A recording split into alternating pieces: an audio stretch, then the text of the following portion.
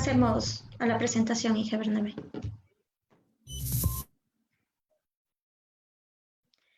Muy buenos días, este 14 de octubre del 2020.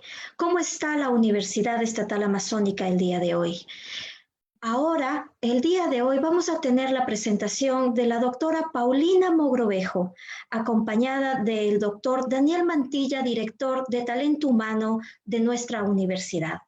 El tema, los derechos de la mujer, que están siempre considerados uno de los emblemas del feminismo y uno de los emblemas de los derechos humanos.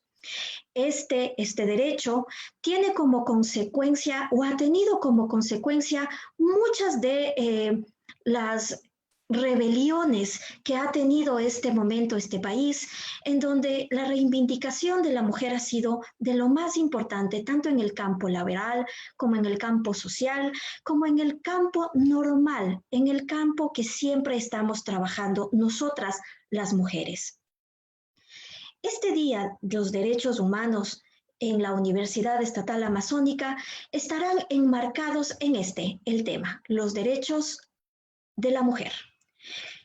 Y para esto, para la presentación, para darnos la bienvenida a esta casa de estudios, que en este momento está cumpliendo 18 años de vida, nos acompaña el señor doctor David Sancho, nuestro vicerrector académico, quien está a cargo de toda la parte académica y que además ha dado un impulso gigante en lo que estamos trabajando para la universidad.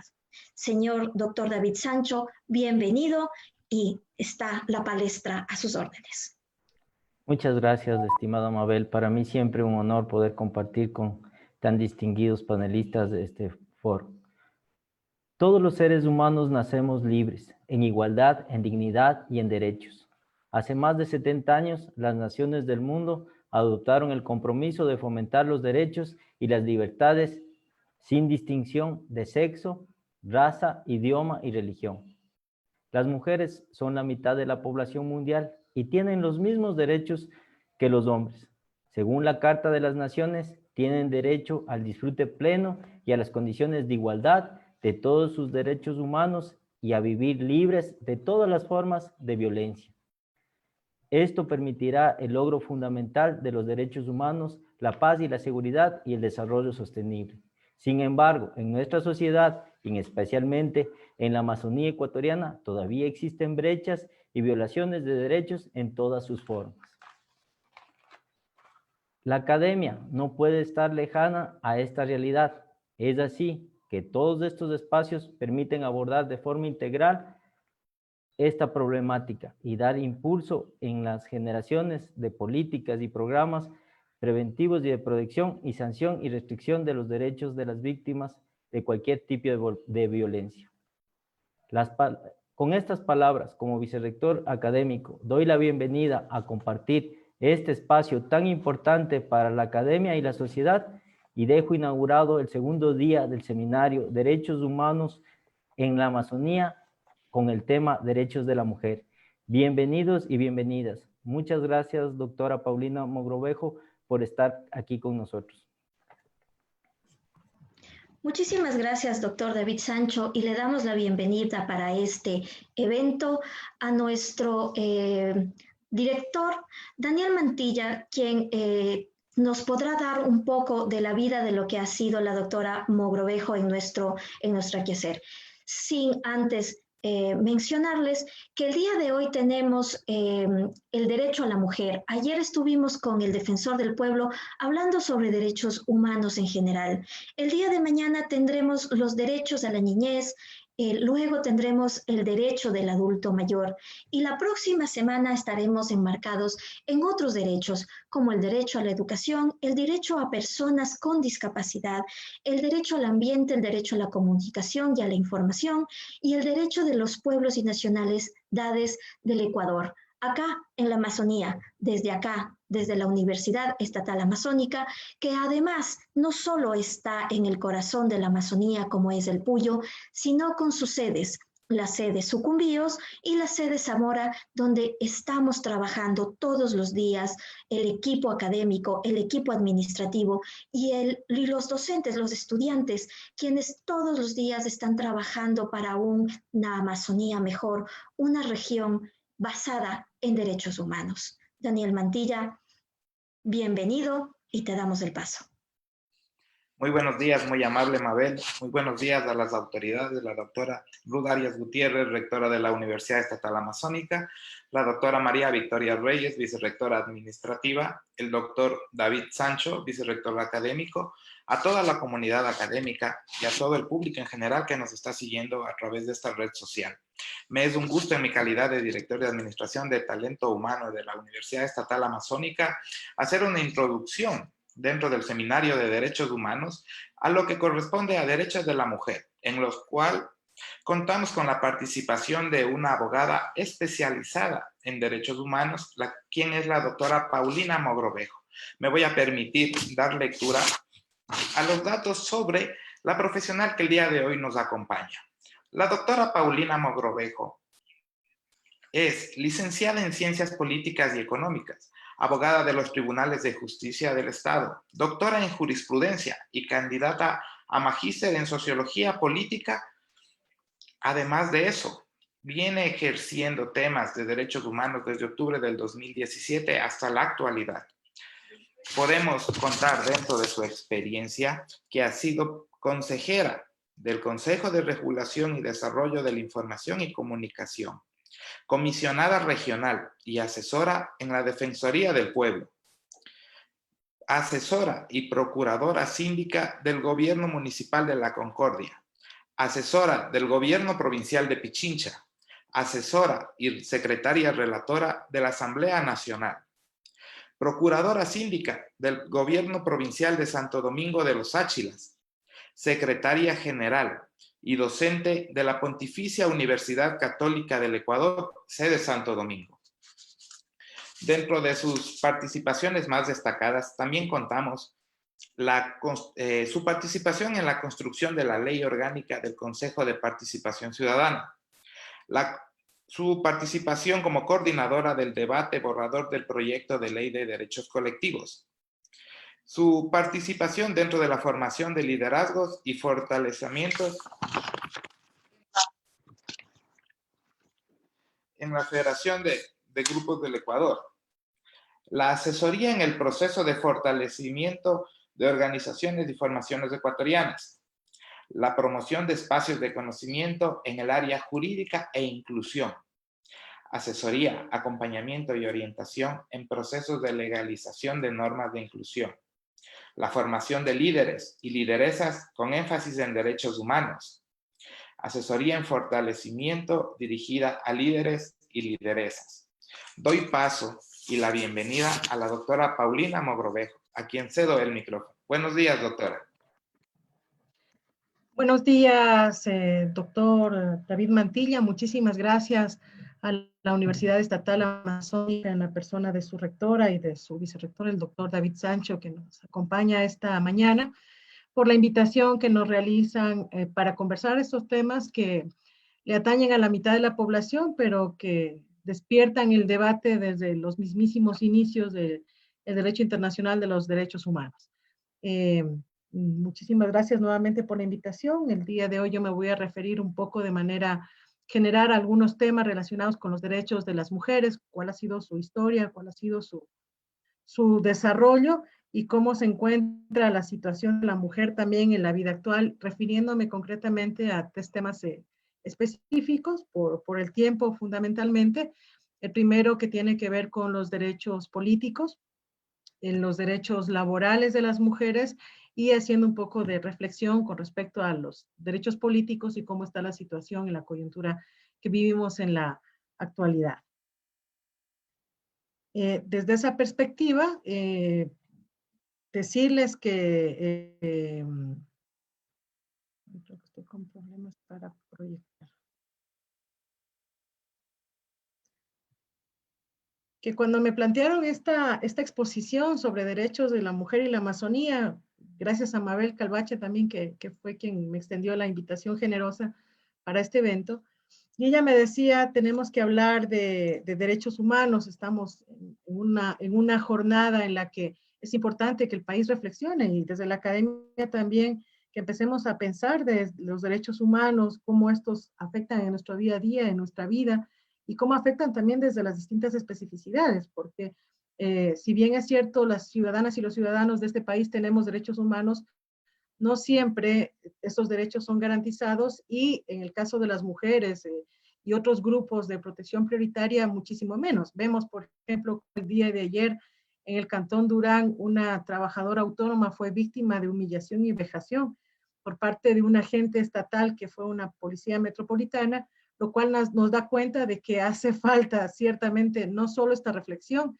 sino también acción, activismo, actitud frente a los problemas reales de derechos humanos que estamos viviendo en la sociedad y los desafíos que tiene la academia también con respecto a la promoción y defensa de esos derechos, tanto en las dimensiones individuales como en las dimensiones colectivas. Ahora es el tema de la discapacidad, pero hay muchísimas cosas que se atraviesan y que las vivimos a diario y que no las sentimos muchas veces porque las normalizamos. A veces la vulneración de derechos humanos tiende a ser normalizada porque la vemos tan frecuentemente que no siempre se advierte que se trata de una cuestión que va contra la dignidad de las personas, contra la autonomía y la libertad de las personas, que al final es el fin último de los derechos humanos y de su garantía. En el contexto de la mujer, creo que es importante señalar esta categoría porque es el tema de disputa histórica, mujeres, ¿no? Porque no hay una sola mujer, hay varias mujeres, hay diversidades alrededor de ese tema, lo sabemos ahora, pero en general, cuando nosotros nos referimos a mujer desde un concepto jurídico, desde un concepto de derechos humanos, estamos hablando de un ser humano, es decir, un titular de derechos o una titular de derechos y de responsabilidades en relación al catálogo de 30 derechos que tiene la Declaración Universal de Derechos Humanos. Entonces, como mujeres, en principio, ese reconocimiento que recién empieza a visibilizarse, a discutirse y a apropiarse también desde los años 90 del siglo anterior. Imagínense ustedes, a pesar de los siglos de discusión sobre el tema, que efectivamente los derechos asociados a las mujeres son derechos humanos y la consideración de que somos seres humanos en dignidad y derechos iguales que los hombres y que la cuestión sexogenérica no necesariamente debería significar desigualdad. Entonces el concepto mujer, el concepto mujeres significa que son humanas, del sexo mujer y también del género femenino desde una perspectiva de la construcción cultural y alrededor de eso, obviamente, hay que ir pensando en sus derechos específicos. Y sobre esa línea, yo creo que siempre, en general, para poder entender el presente, siempre tenemos que ir al pasado y mirar qué fue, cuáles son las bases, cuáles son los cimientos, los orígenes de lo que en este momento vivimos, ¿no? ¿Por qué, por ejemplo, se exige la protección de derechos sexuales y reproductivos? ¿Por qué se habla de la lucha contra los prejuicios y los estereotipos? ¿Por qué se cuestiona la publicidad sexista en medios de comunicación? Tiene un antecedente y siempre es importante entender el antecedente para poder actuar, comprender y actuar sobre el presente y el futuro que vivimos.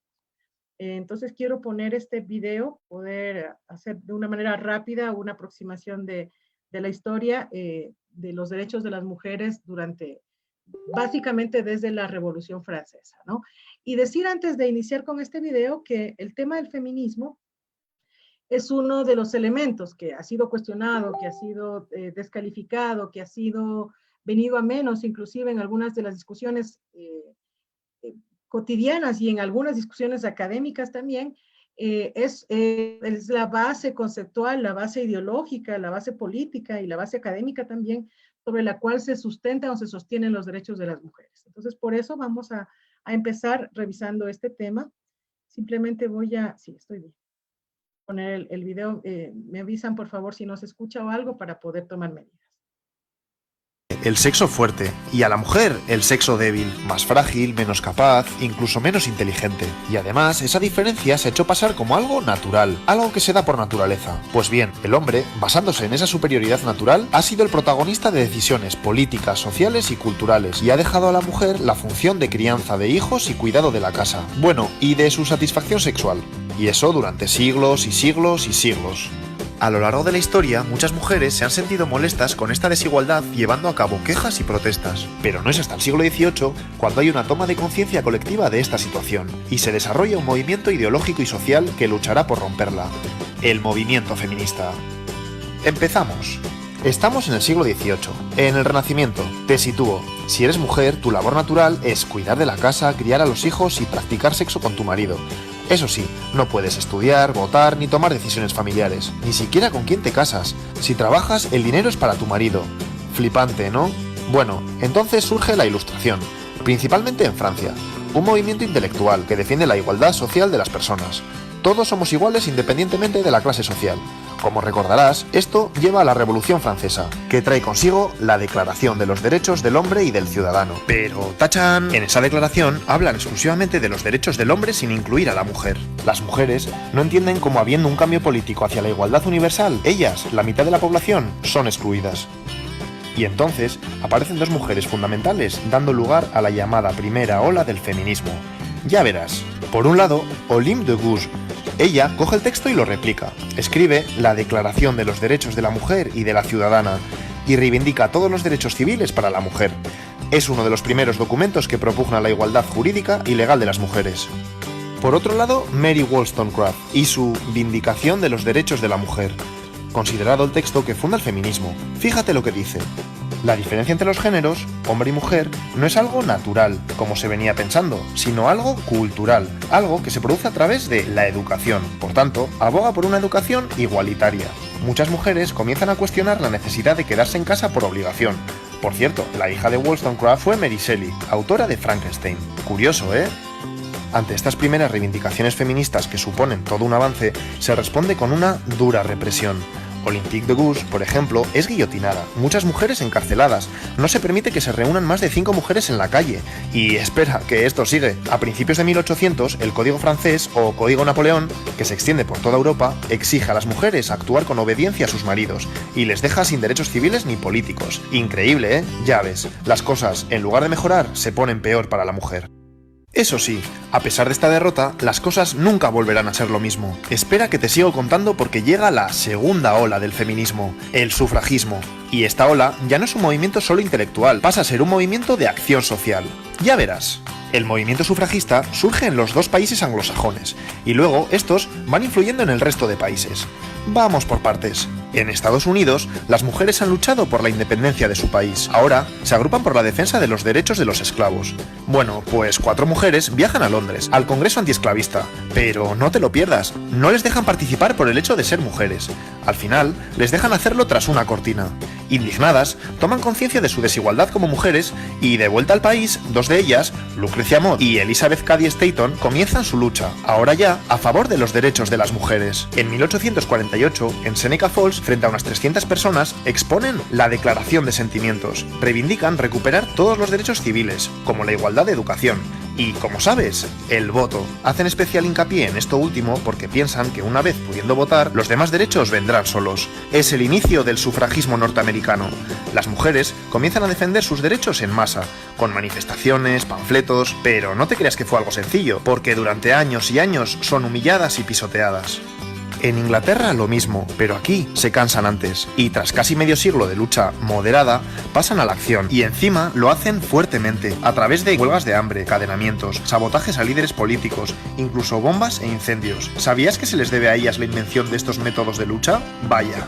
Y primera victoria. Poco a poco, a partir del final de la Primera Guerra Mundial, las mujeres empiezan a obtener el voto por diferentes países del mundo. En Inglaterra lo consiguen en 1918, eso sí, solo para mayores de 30. En Estados Unidos, en 1920, aunque solo para las mujeres blancas, y 80 años después de Seneca Falls. Y así le seguirán otros países. Pero espera un momento. El movimiento sufragista es principalmente un movimiento de burguesas blancas. ¿Y el resto de mujeres? Bueno, pues empiezan a aparecer mujeres feministas con otras realidades, como Sojourner Truth, una esclava negra que habla por primera vez de la doble exclusión, por negra y por mujer. O Flora Tristan, mujer socialista que habla de las mujeres obreras y explica también la doble represión que sufren, de clase y de género. Explica que la mujer es la proletaria del proletariado. y es que precisamente ella puede considerarse la precursora del llamado feminismo socialista. Te cuento, el feminismo socialista cree que para que la mujer se libere debe cambiar el sistema capitalista establecido. Esto es complejo, pero me interesa que sepas que empiezan a distinguirse dos ramas dentro del feminismo, una que busca la igualdad de derechos y otra que pretende cambiar todo el sistema establecido. Luego lo verás más claro. Bueno, pues ahora llega un periodo donde el movimiento feminista se paraliza. Estamos en el periodo entre las dos guerras mundiales. Las mujeres han logrado el voto en varios países, han comenzado a entrar en la universidad, y muchas se desmovilizan.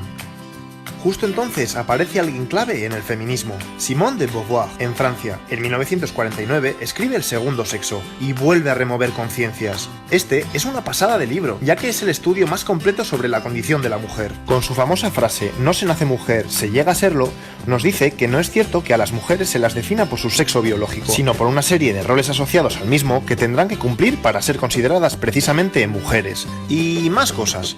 Habla del androcentrismo y explica que el hombre es la norma, la medida de todas las cosas, y la mujer siempre es lo otro. De esta forma se impide que la mujer se asuma a sí misma como sujeto y hace que se identifique con lo que el hombre espera de ella.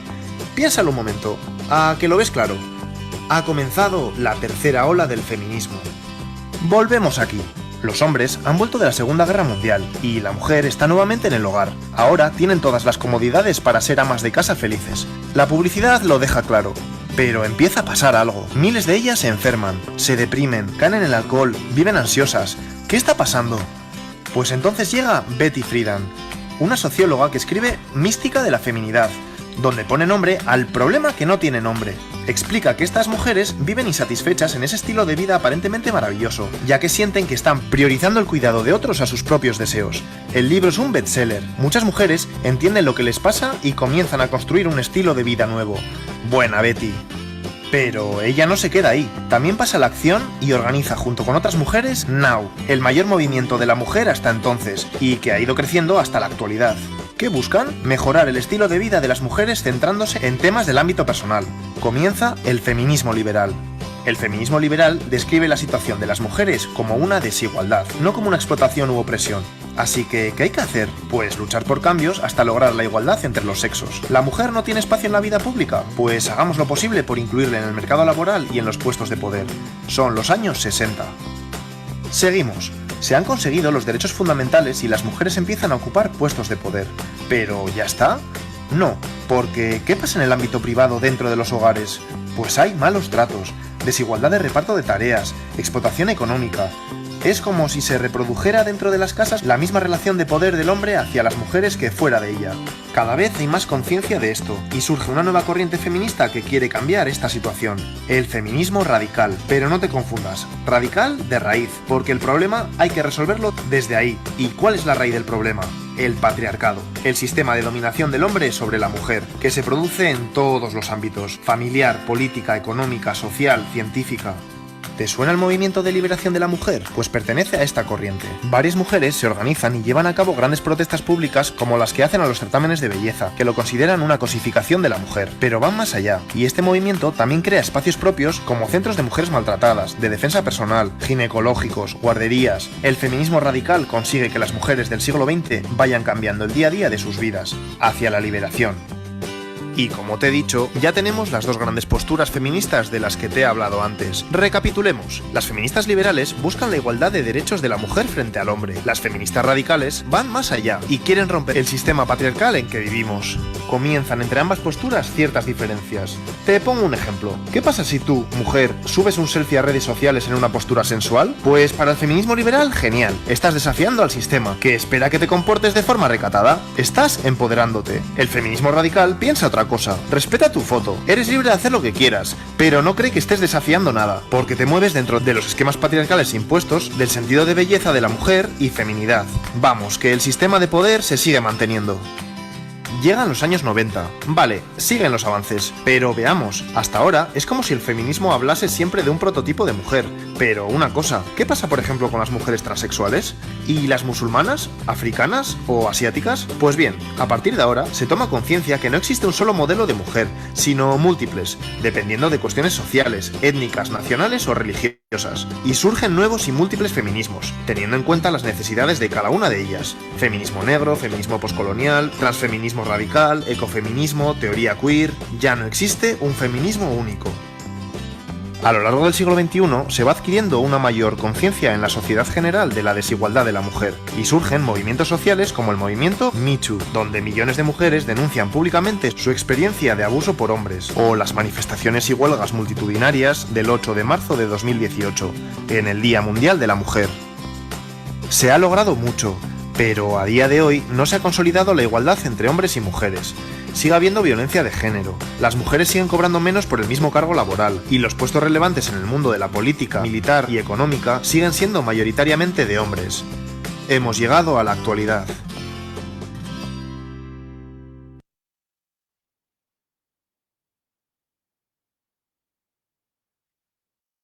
Listo, seguimos con la presentación. Listo.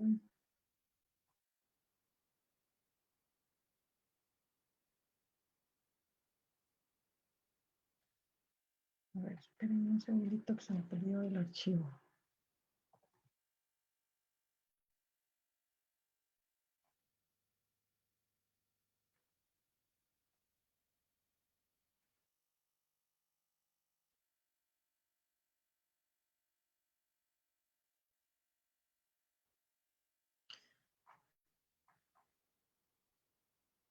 Entonces, como vemos, el tema de la participación y los derechos de las mujeres ha tenido una trayectoria. Cuando se inicia la Declaración Universal de los Derechos Humanos y se emite la Declaración de Derechos del Hombre y del Ciudadano por los propios nombres, es una declaración que habla de la condición de humanidad y de dignidad y derechos de los ciudadanos frente al poder del monarca, y rompe con esto el absolutismo, pero los aspectos de la desigualdad entre hombres y mujeres siguen igual, porque al final, si recordamos a Juan Jacobo Rousseau y otros teóricos del contractualismo de la época que motivaron la Revolución Francesa y la Revolución Americana unos años antes, nos damos cuenta de que su posición, su postura era eminentemente pro masculina, muy patriarcal, y que todavía estaban considerando que las mujeres tenían un rol de doméstico, de trabajo no remunerado, y que en muchísimos casos no tenían la capacidad intelectual para tomar decisiones y mucho menos para tener derechos fundamentales. En la historia esto ha ido cambiando gracias al movimiento feminista. Las tres olas, estamos hablando ahora ya mismo de una cuarta ola feminista, pero las tres primeras olas de feminismo, cada una enfocando la promoción y la incorporación de los derechos de las mujeres a la Declaración Universal de Derechos Humanos y también a las constituciones de cada uno de los países, especialmente países del mundo occidental.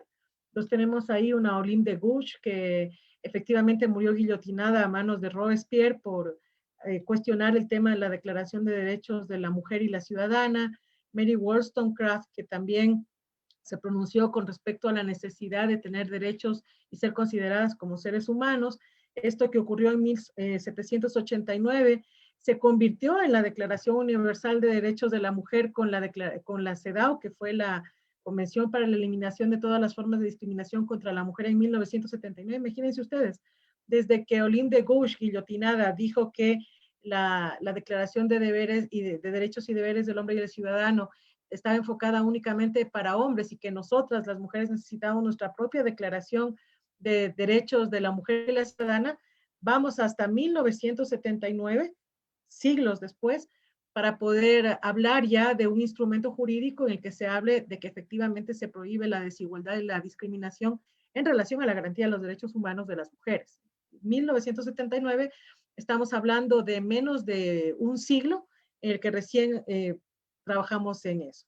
Y luego al 79, en 1995, se habla de la Plataforma de Acción de Beijing, donde por primera vez se dice que los derechos de las mujeres son derechos humanos. Todos estos trabajos y productos de las históricas luchas de mujeres como las que vimos hace un momento en el video, y que les costó la vida y la estigmatización, la violencia política y otro tipo de situaciones que pasan recurrentemente cuando una mujer decide llevar por delante el camino y defender los derechos o disputar espacios públicos que que no están o no han estado históricamente destinados o reservados para las mujeres, sino que ha sido un privilegio específico de un determinado grupo de hombres, porque tampoco es para todos los hombres, sino para un grupo de élite de hombres que ha tenido esos privilegios, ¿no? Y hasta ahora vivimos violencia alrededor de esos temas. Seguimos en nuestra exposición. De lo que hemos conversado, las disputas entre el feminismo liberal, el feminismo radical, los diferentes feminismos, las diversidades, han hecho que se cuestionen muchísimas de las reivindicaciones y las luchas históricas, pero también ha permitido que se vayan incorporando más derechos a las legislaciones nacionales y que se vayan también pensando en nuevas formas o nuevos desarrollos de estos derechos humanos de las mujeres. Uno de ellos, que pasa precisamente a partir de los años 60, 50, 60, con Simone de Beauvoir y todas las teorías que acompañaban al segundo sexo y los cuestionamientos de los roles de género, es que también han existido estudios académicos alrededor del tema, y Gilles Lipovetsky, por ejemplo, es autor de un libro que se llama La tercera mujer y que plantea cómo nosotras, las mujeres, deberíamos o debemos o queremos vivir en condiciones de bienestar en el siglo XXI con una alternativa distinta a lo que hemos vivido, a lo que se ha impuesto como mujeres en los procesos anteriores. Entonces, Lipovetsky dice que en la Alta Edad Media, a inicios del medioevo, la primera mujer era representada como oscura y diabólica. Si ustedes han tenido la oportunidad, para mí el mejor ejemplo es la película El nombre de la rosa, que está fundada en una obra de Humberto Eco, y que señala que la primera mujer era señalada como esta mujer oscura, diabólica, una mujer de segunda clase, de segunda fila, una mujer inferior, cuyo único valor era la maternidad, un mal necesario. Hasta ahora escuchamos los chistes alrededor de que la mujer es un mal necesario, engañosas, silenciosas, ignorantes, envidiosas y peligrosas, un poco asociando a lo que fue Eva en la historia bíblica y cómo esta mujer hizo que sean expulsados del paraíso. Esto se produjo muchísimo en el oscurantismo medieval, y la mujer, que en esta película es representada por una joven que es Valentina Vargas, en El nombre de la rosa, que representa precisamente eso, ¿no? Ella fue finalmente quemada en la hoguera por brujería, y era la construcción literal de lo que habla Lipovetsky de la primera mujer. Luego avanzamos hacia una segunda mujer que se da a finales de la Alta Edad Media, la Baja Edad Media, y hasta más o menos inicios del siglo XIX, Renacimiento, Ilustración y el inicio de la modernidad, que es la dama, ¿no? Un poco la dama amada y perfecta, la Don Quijote. Se hace muchísima exaltación a su belleza, se enaltecen sus méritos y virtudes, se sacraliza a la madre, a la esposa, a la educadora, y se demoniza a las mujeres que no cumplen con estos estándares o con estos requisitos, y a partir de esas creencias aparecen también nuevas formas de discriminación.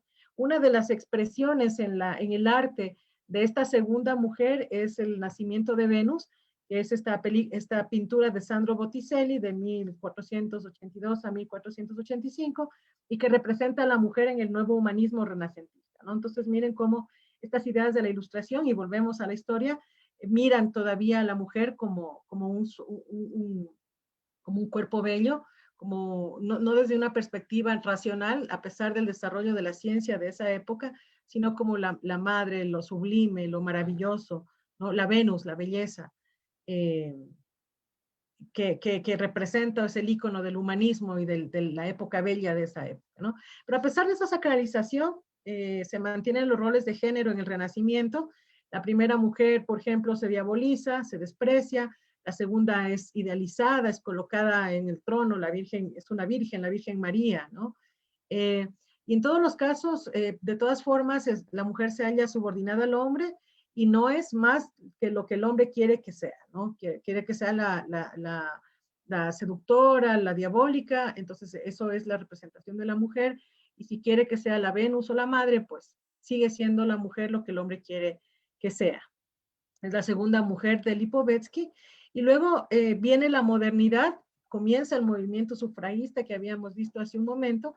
Vemos ahí la imagen de Carey Mulligan, que hizo de Maud Watts en la película Las sufragistas. Miren cómo la lucha por el voto femenino era reprimida, en muchos de los casos de forma suave, en muchos de los de forma brutal, pero al final era eso, ¿no? Lo que se esperaba de la mujer en la modernidad no era necesariamente una mujer autónoma y libre, sino una mujer que esté realizando trabajo no remunerado. Básicamente era eso, porque eso al final funcionaba. Y de a poco se fue promoviendo con el tema del sufragio el asunto de la modernidad, y con la modernidad también la construcción de estados nacionales, de estados que tienen como fundamento una constitución, y esta constitución tiene como fundamento también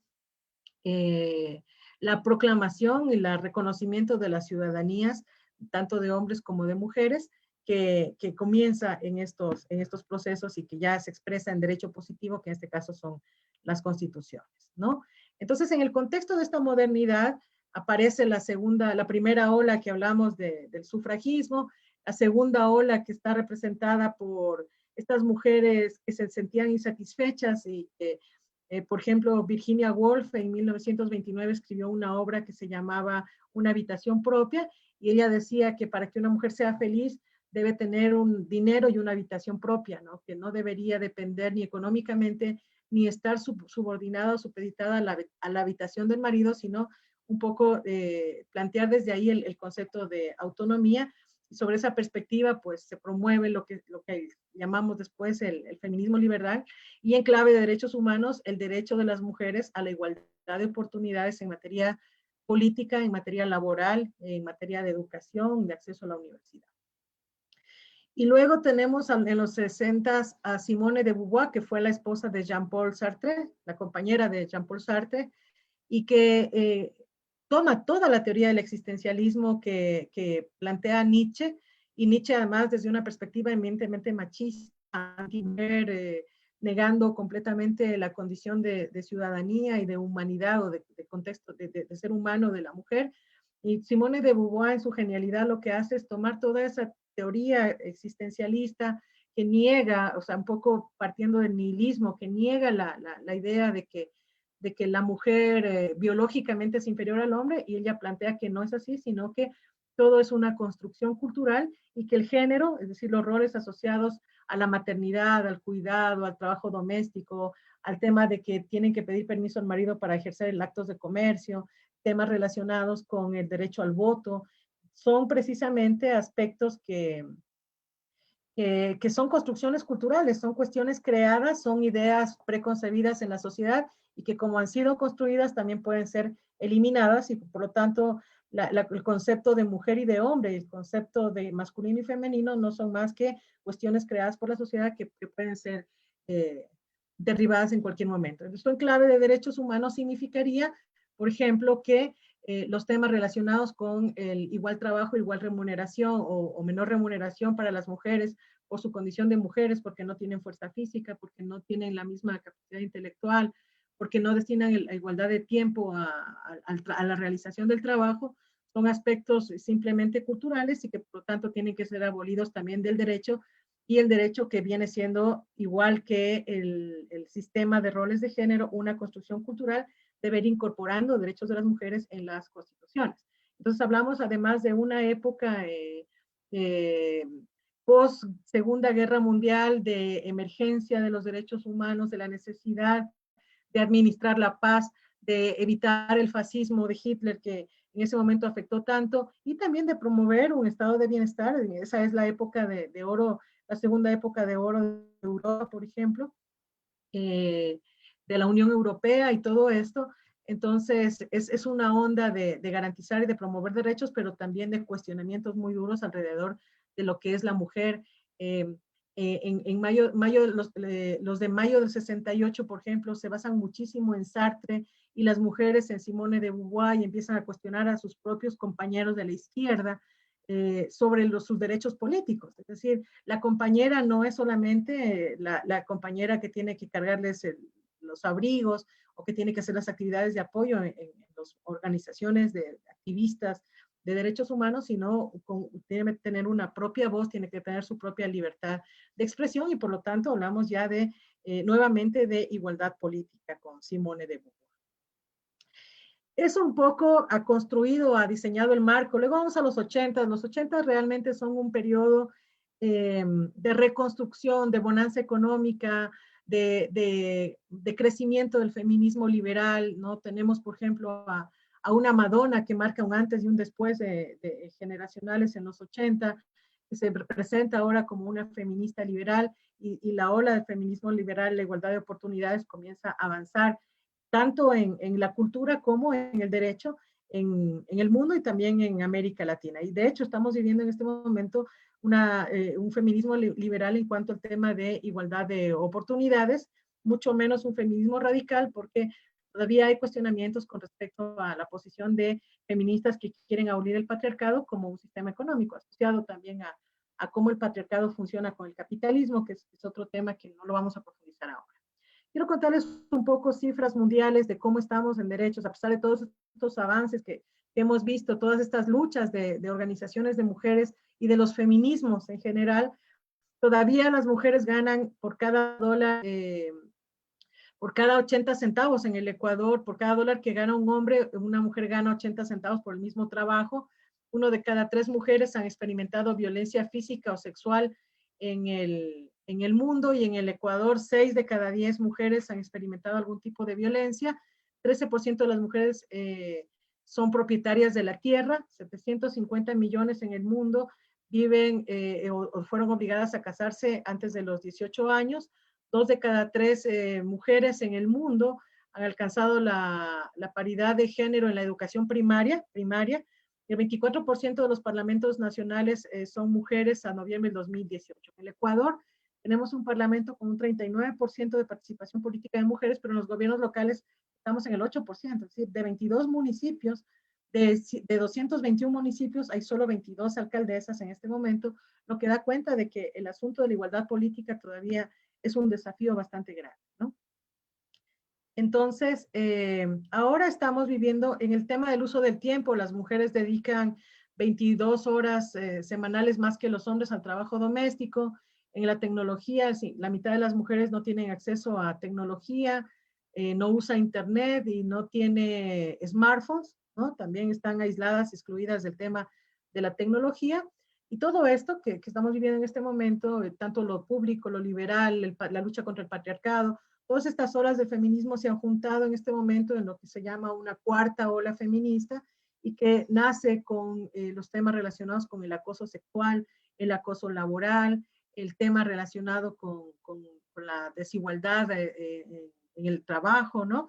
Y que parte, por ejemplo, de movimientos como Me Too. Recordemos que Me Too en el 2016, 2017 tuvo una fuerte presencia. Jeffrey Epstein, por ejemplo, fue encarcelado, no suicidándose, pero igual. Harvey Weinstein, que es un productor de cine, fue denunciado por las actrices de Hollywood.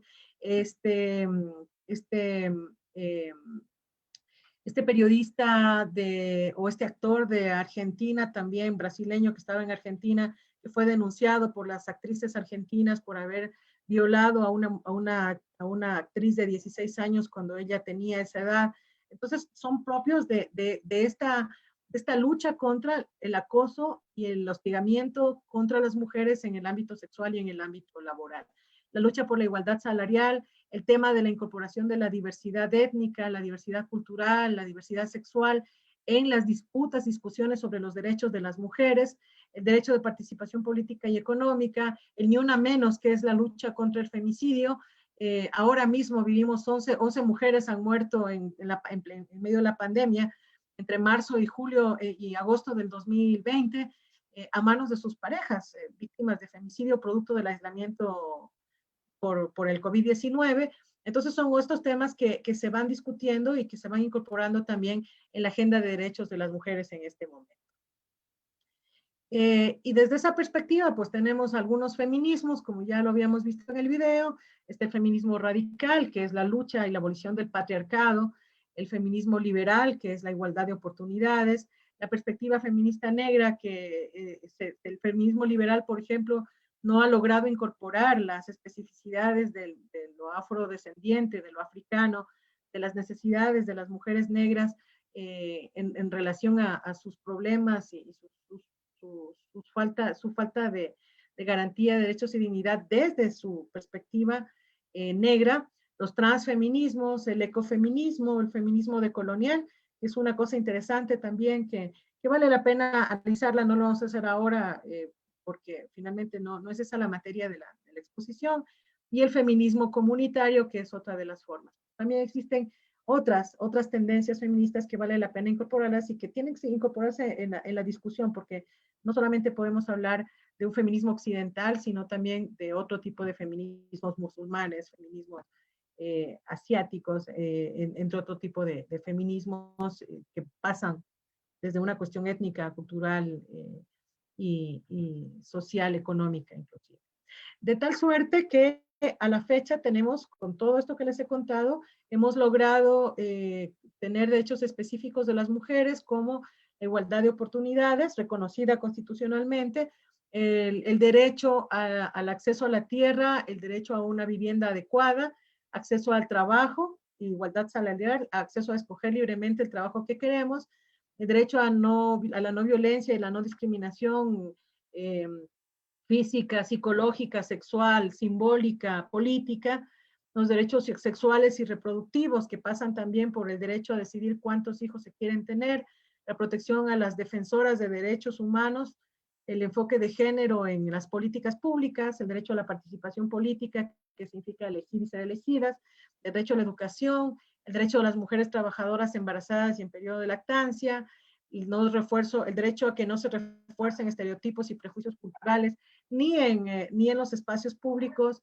ni en los espacios privados, ni en los medios de comunicación, ¿no? Y también hay un componente de mujeres y derechos colectivos que quise mencionarlo únicamente aquí, es el derecho a la autodeterminación, la identidad cultural, el derecho a la propiedad, el derecho a la consulta, al consentimiento previo, que son temas que se tienen que discutir también en el contexto del Estado Nacional y la necesidad también de incorporar la perspectiva de género en la discusión sobre el Estado intercultural y plurinacional. Creo que ese es un tema que vale la pena ponerlo simplemente como para la reflexión. El acceso a la justicia intercultural y la protección contra el racismo estructural. Ahora mismo estamos 14 de octubre, hace 2 días hubo un hecho en América Latina, en Bolivia y en Ecuador. En el caso ecuatoriano hubo un grupo de personas de sectores indígenas que fueron al monumento de Isabel la Católica, lo pintaron de pintura roja, y más allá de si está o no estar de acuerdo con ese hecho, la expresión de ciertos sectores alrededor de lo que pasó ese día es una expresión absolutamente racista. El tema de que se plantee, por ejemplo, que los indios vayan al páramo, son cuestiones que revelan efectivamente que todavía no superamos estos contextos de racismo estructural y que mirados desde una perspectiva de género ponen a las mujeres en una condición de doble vulnerabilidad por la cuestión de ser mujer, por el hecho de ser mujeres y también por el hecho de pertenecer a un grupo históricamente discriminado, indígena, afroecuatoriano, montubio, o de diversidades sexuales también que sufren muchísimo por estos temas. En el campo de los derechos colectivos, también hay que plantear el enfoque específico de las mujeres desde una perspectiva decolonial, intercultural, evidentemente desde el sur, ¿no? Pero hay que pensar en la perspectiva de género también ahí y con toda la teoría asociada a ese tema.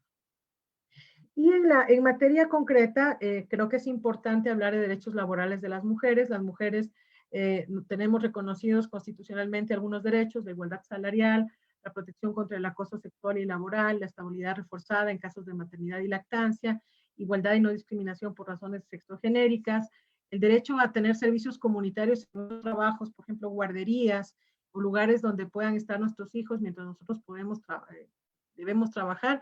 Uno de los grandes problemas del acceso a la política o al trabajo de las mujeres es que el uso del tiempo de ellas está destinado al cuidado de sus hijos y no hay un tema de corresponsabilidad. Entonces también la corresponsabilidad parental pensada desde una perspectiva de derecho laboral de las mujeres. No es simplemente la voluntad del padre de hacerse cargo de los hijos, sino de pensar esto como un derecho constitucional de las mujeres a que les ayuden con el cuidado. No les ayude, sino que se hagan cargo de su parte en este tema de corresponsabilidad. Los derechos políticos, el derecho a elegir y ser elegidas, igualdad de oportunidades en las candidaturas, derecho a la formación política, seguridad dentro de los partidos y movimientos políticos. Por ejemplo, si aterrizamos el movimiento Me Too a las organizaciones políticas en relación al acoso sexual y al acoso laboral, hay asignaturas pendientes ahí, pero está reconocido el derecho a no ser discriminadas de la actividad política por condiciones asociadas al embarazo o a la maternidad, a servicios sociales de apoyo. Imagínense que las organizaciones políticas en plena campaña electoral, ahora estamos en un proceso, se pueda contar con apoyo para guarderías y otro tipo de acciones que permitan que las mujeres estén presentes en la campaña política sin resignar otras actividades que tienen que ver con sus tareas cotidianas, en la protección contra la violencia política basada en género. Y aquí quiero hacer un asterisco. La violencia política no es solamente en contextos electorales, ¿no? La violencia política pasa también por esta situación de a toda costa impedir que una mujer pueda ejercer un liderazgo en los diferentes espacios de decisión, que pueden ser en la alta dirección del Estado, en la política propiamente dicha, pero también pasa por un tema de las mujeres al frente de las empresas, al frente de las universidades, al frente de las organizaciones políticas, al frente de las organizaciones sociales, ¿no? Entonces se viven muchísimos procesos de violencia política. Muchas veces vienen de los hombres, pero también provienen de mujeres que no coinciden y es respetable, pero que su desacuerdo lo expresan en forma de violencia política. Yo misma fui víctima de un hecho de violencia de este tipo y que pasa precisamente por esa dificultad que tenemos las mujeres de estar en los puestos de alta dirección, precisamente por estos estereotipos, estos prejuicios y también por la situación relacionada con los privilegios. Entonces creo que esos temas hay que abrirlos, ¿no? Lo personal también es político, siempre decimos eso desde la teoría feminista, y lo personal también es político, pasa por abrir el tema de la violencia política basada o por razones de sexo o género a espacios de decisión que van más allá de la cuestión política propiamente dicha, que es la alta dirección del Estado. Creo que ese es un tema que vale la pena darle una reflexión especial, darle una consideración especial, porque primero que hay que hablar, creo que para resolver eso hay que pensar en redes de mujeres, redes de hombres, en espacios, en ambientes propicios, favorables, que favorezcan el liderazgo de las mujeres, que nos den la oportunidad de equivocarnos, si es que fuera el caso, que nos den la oportunidad de demostrar también, pero fundamentalmente que se permita a las mujeres tener un espacio en la toma de decisiones sin que esto signifique una amenaza a la integridad física, psicológica o simbólica o cualquier tipo de violencia relacionada con esta discriminación cuando hay puestos de decisión que están al frente, ¿no? Y luego la protección contra el abuso del derecho. Yo conversaba con alguien en estos días y reflexionábamos con respecto al abuso del derecho, ¿no? Y cómo las garantías constitucionales, y no solamente las garantías constitucionales, sino también los órganos de control, los espacios de administración de justicia, los espacios administrativos que deberían estar destinados propiamente a la protección de los derechos, en este caso los derechos de las mujeres, podrían convertirse también en instrumentos de violencia o de persecución.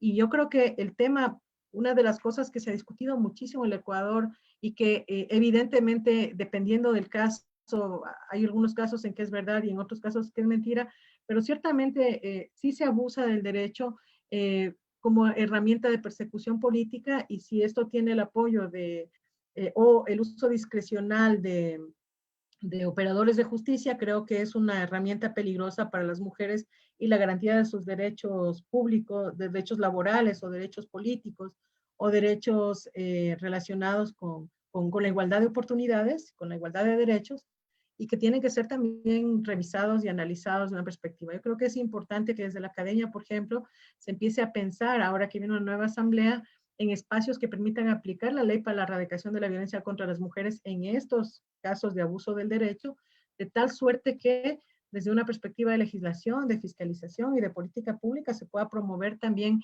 un uso menos discrecional de la justicia. En el caso de las vicealcaldías, por ejemplo, hemos tenido procesos en los cuales nos han dado la razón en el sentido de que hay derecho a la paridad, pero hay otros jueces que han dicho que no hay este tipo de temas, Y creo que eso genera inseguridad jurídica, pero también un retroceso bastante grande para el ejercicio real del derecho a la no discriminación de las mujeres, que si es mal utilizado, manipulado o mal usado o abusado en términos de derecho, creo que podría ser también un retroceso para el ejercicio pleno de los derechos de las mujeres en general.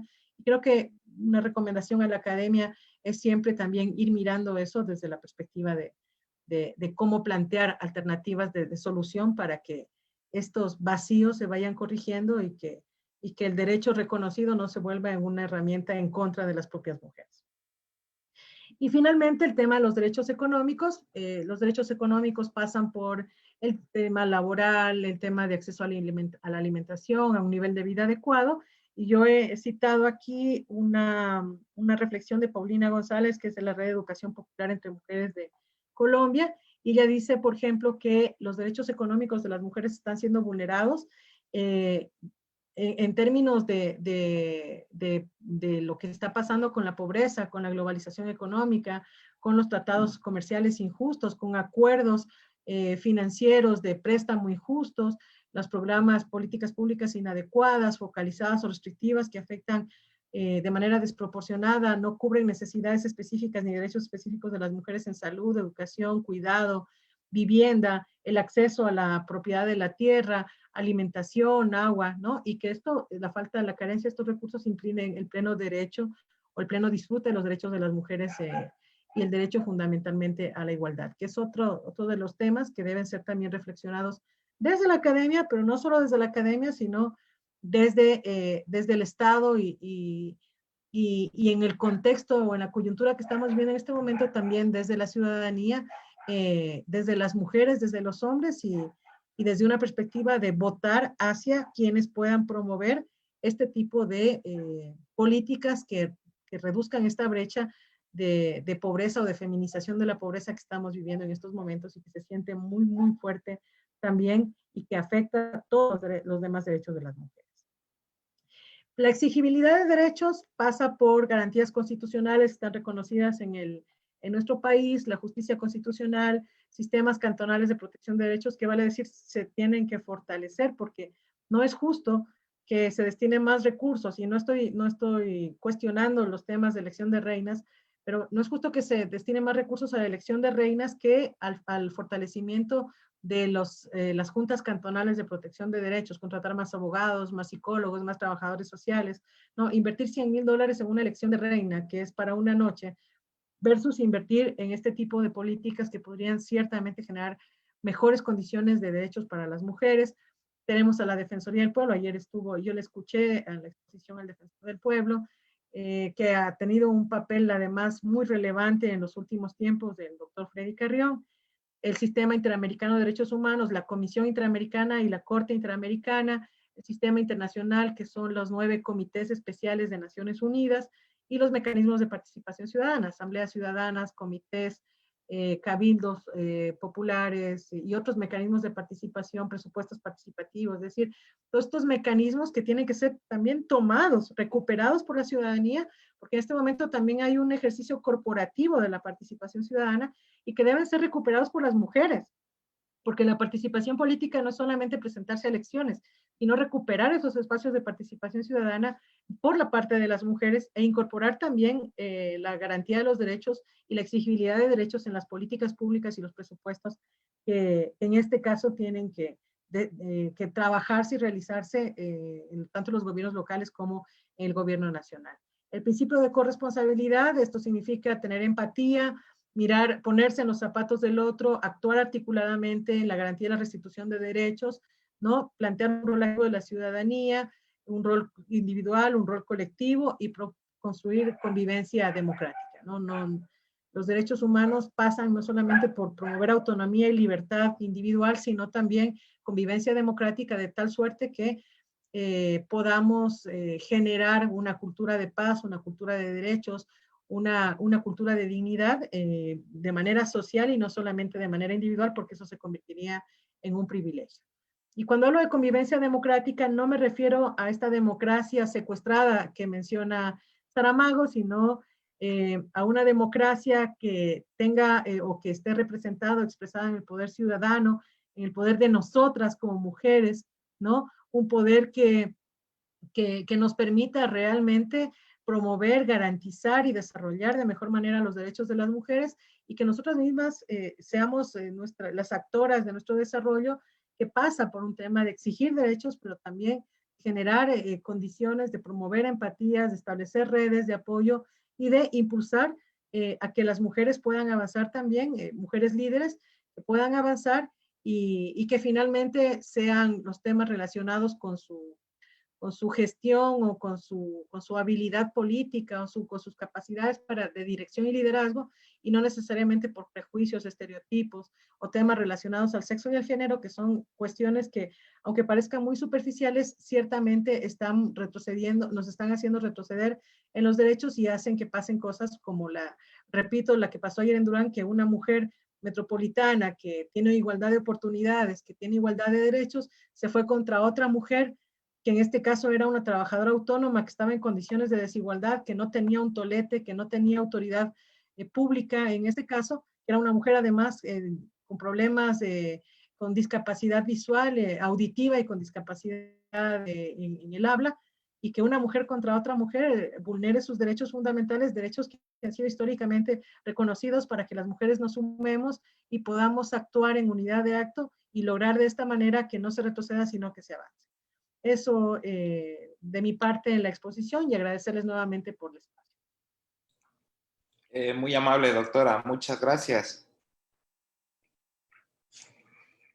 Sí, bueno, para el efecto nosotros es importante tomar en cuenta las actividades y las decisiones que ha tomado la Universidad Estatal Amazónica a través de sus autoridades. Se ha implementado mucho en consideración de que el 66% de las máximas autoridades son mujeres y que más de la mitad de los miembros del Consejo Universitario también son mujeres, es decir, estamos liderados por mujeres en la Universidad Estatal Amazónica y se ha visto muy palpable, por ejemplo, actos como la valoración o la plena observación de las acciones afirmativas, tanto en selección de docentes, en la misma elección de autoridades. Ahora mismo se está considerando al tiempo que la universidad tiene la implementación de un lactario para aquellas mujeres que también son madres. De la misma manera, dentro de lo que corresponde a todo este periodo que nos ha golpeado muy fuerte, como fue la pandemia, ha habido un apoyo total, tanto desde la autoridad, el mismo canalizado a través de trabajo social, para ver cómo se puede llegar en general al estudiantado, pero sobre todo también a esas jóvenes estudiantes que también de pronto son madres, de pronto son hijas de familias con escasos recursos. Entonces se ha tratado de implementar. Se ha erradicado a través de algunas estrategias, malas acciones que se iban llevando. Había rumores de entre paredes de frases como que eran antes utilizados para intimidar a los servidores, frases como, o mujeres sobre todo, ¿no? Intimidar, lo que corresponde, frases como la puerta o la cama, es decir, a que no se vean abocadas a una intimidación por parte de una autoridad para realizar su trabajo. Es decir, ahora tenemos una autoridad muy humanista y a eso se viene al caso una pregunta que se nos han presentado. Dice, ¿cómo usted ha visto la violencia de género en espacios públicos cuando ésta se presenta de una mujer a otra mujer? Porque se han recibido agravios, se han recibido propios de situaciones que están fuera de contexto. ¿Y cuál es su criterio con respecto a esto? Gracias, es muy buena la pregunta. Lo primero que hay que decir es que cuando hablamos de derechos de las mujeres, de reivindicación, de reconocimiento, de ninguna manera esto significa una lucha entre mujeres contra hombres o de mujeres contra hombres, sino contra un sistema, contra un modelo de convivencia social que no está bien porque genera desigualdad y violencia en contra de la mitad de la población. Desigualdad y violencia que puede ser ejercida por hombres y que puede ser ejercida también por mujeres, contra las propias mujeres. Como yo les digo, yo misma he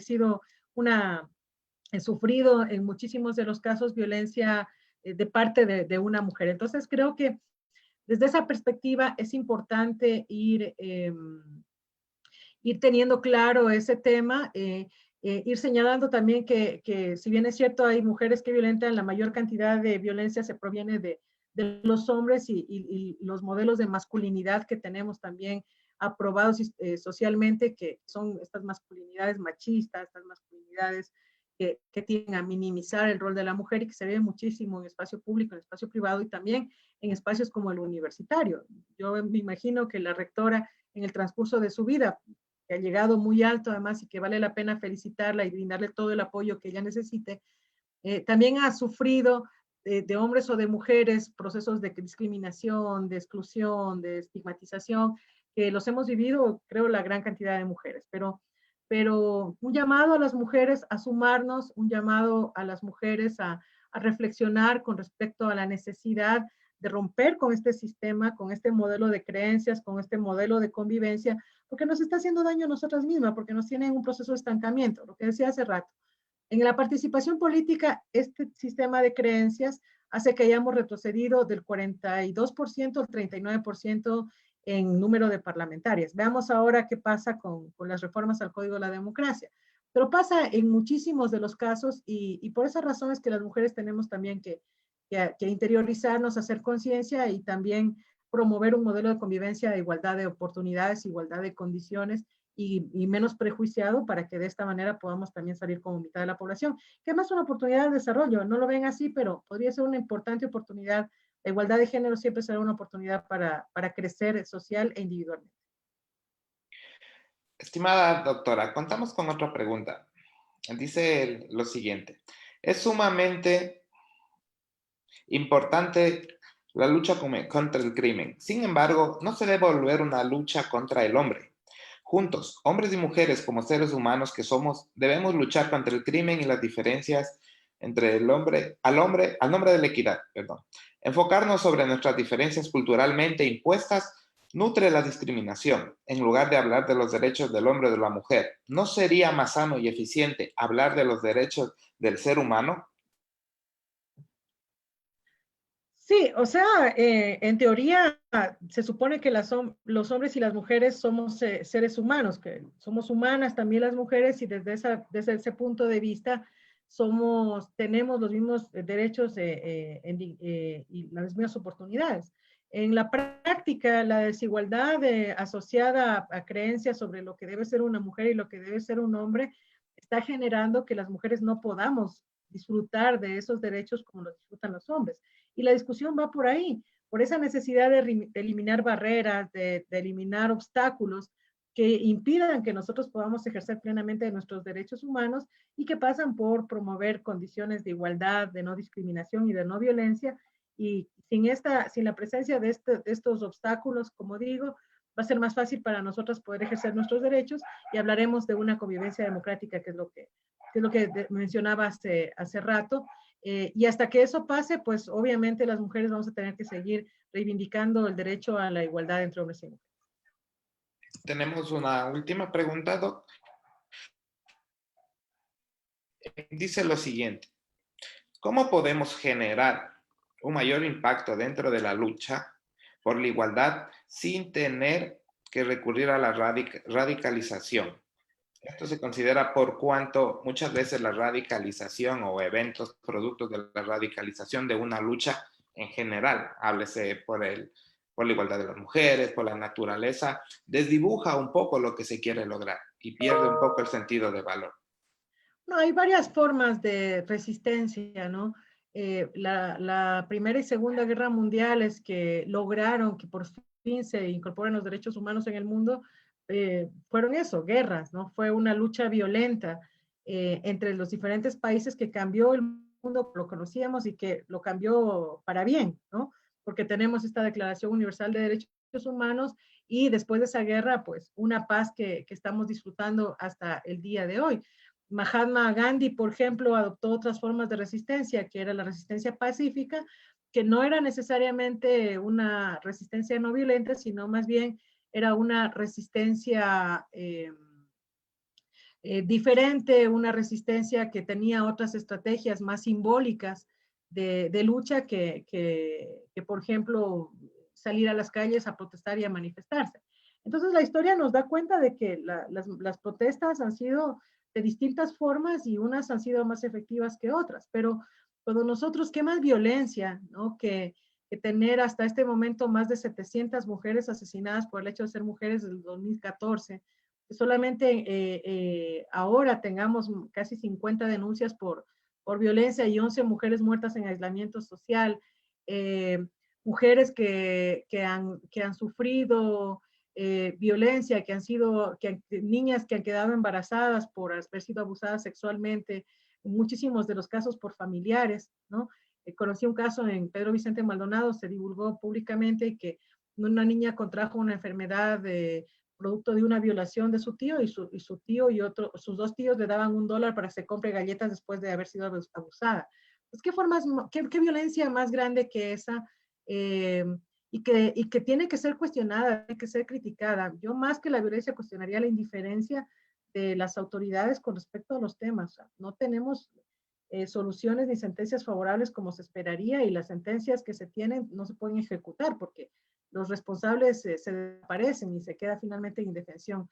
Pues creo que también hay que analizar más que las formas de resistencia, las manifestaciones de violencia contra las mujeres que están alcanzando niveles bastante graves en el mundo.